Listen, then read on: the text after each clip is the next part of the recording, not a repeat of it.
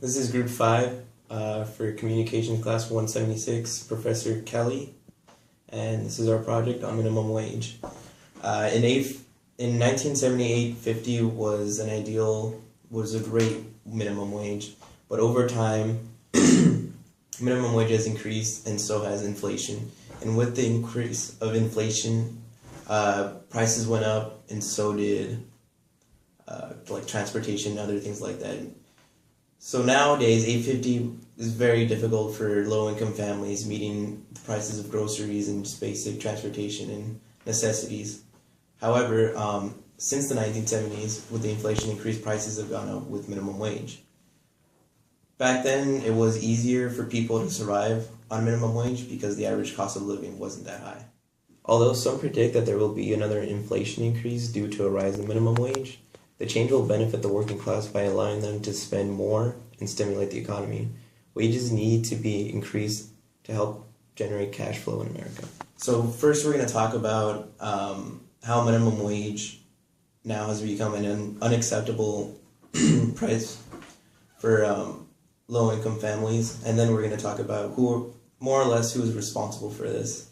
And third, we're going to go over a solution that could possibly help the economy.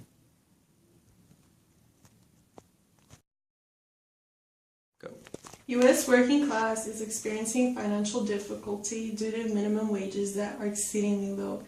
Low wages are not enough to get by in today's demanding economy. Many minimum wage earning workers have several jobs or complete overtime to compensate for the lack of financial stability, and they barely have the ability to make ends meet. As reported by Michael B. Sauter in USA Today on January 21st, 2014, quote, in 2012, roughly 5% of the U.S. working population held more than one job at the same time. People moonlight for all kinds of reasons. In some cases, it is because they can't find good full-time employment, and in others, it is because there is an abundance of jobs, quote.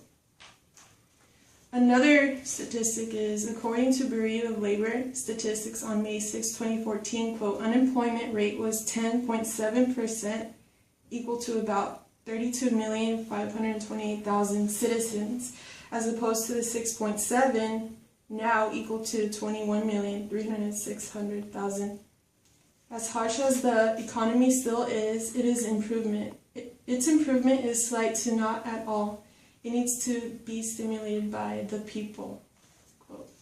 Now to transition onto the blame. You're good.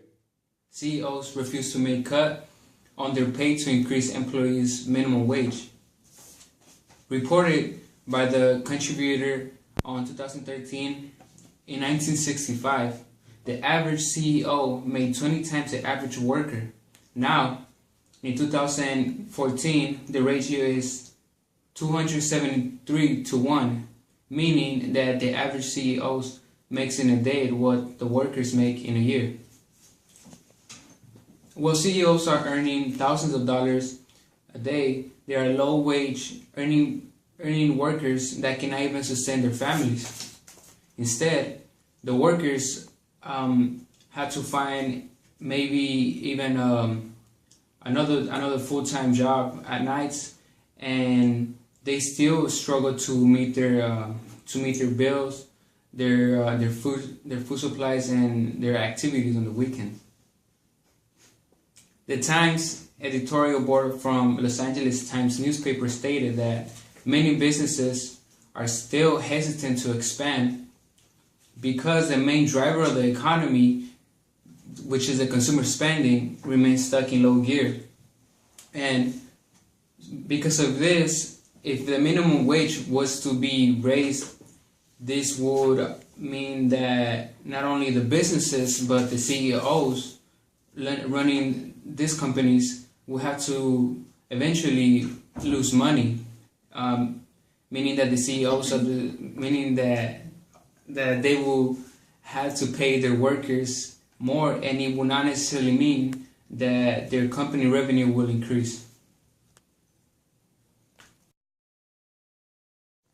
A growing amount of money being pushed to the flow in the economy can increase spending.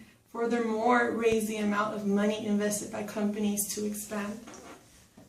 In the Times editorial board's report on the Los Angeles Times newspaper, it claims that, quote, raising the minimum wage should help shift some of the profits now being captured by business owners and investors back into the economy, quote. Increasing minimum wage will not only help working class people, but it will benefit the economy, and even a small increase in wage will benefit many workers. I say by the Times editorial board from the Los Angeles Times newspaper, quote, many low-wage, low-skill jobs are in certain industries. We have to set up shops where their customers are, end quote. Now to proceed to conclusion. So in conclusion, we went over how minimum wage is not ideal, to say the least, for the working class. Next, we went over who more or less determines how the minimum wage turns out. And last, we discussed solutions to try and stabilize the economy.